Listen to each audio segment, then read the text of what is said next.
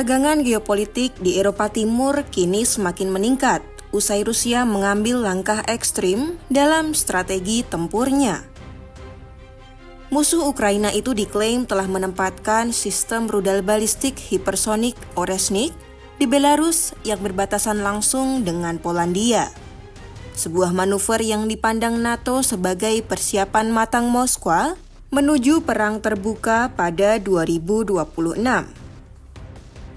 Kedatangan Oresnik itu pun dikonfirmasi oleh Presiden Belarusia Alexander Lukashenko Kamis 18 Desember 2025. Belarusia disebut telah membantu Rusia mengerahkan Oresnik dan alutsista canggih itu dalam mode siaga tempur. Pernyataan itu muncul sebulan setelah Lukashenko membeberkan bahwa sistem rudal buatan Rusia akan disiagakan di negaranya di bulan Desember. Pengerahan itu dimaksudkan untuk memberi sinyal Minsk akan menyerang jika keadaan menjadi sulit. Силы несколько десятков тысяч человек на западе России, которые немедленно вторым эшелоном включаются в военную борьбу.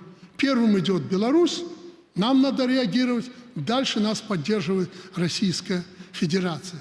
Вот это и есть региональная группировка войск и тактического ядерного оружия, которое мы вернули в Беларусь. Кроме того, первые позиции оборудованы ракетного комплекса «Орешник». Он у нас со вчерашнего дня и заступает на боевое дежурство.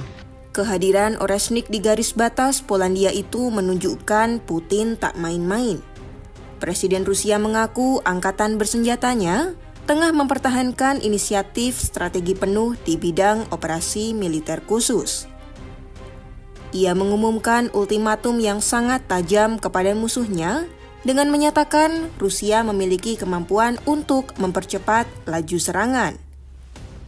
Perlu diketahui, pemasangan rudal jelajah jarak jauh di Minsk membuat Rusia hanya butuh 17 menit saja menjangkau markas NATO yang berlokasi di Belgia.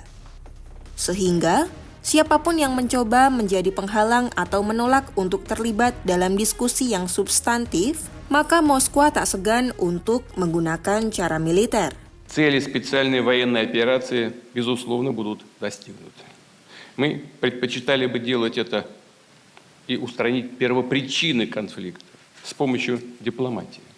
Если же противоборствующая страна, их зарубежные покровители от разговора по существу откажутся, Россия добьется освобождения своих исторических земель военным путем. Sinyal peperangan yang semakin besar pada tahun mendatang tersebut telah sampai di telinga Presiden Ukraina Volodymyr Zelensky. Menurutnya, Kiev telah menerima tanda bahwa Moskwa akan terus melanjutkan serangan yang diprediksi akan lebih besar pada 2026 mendatang.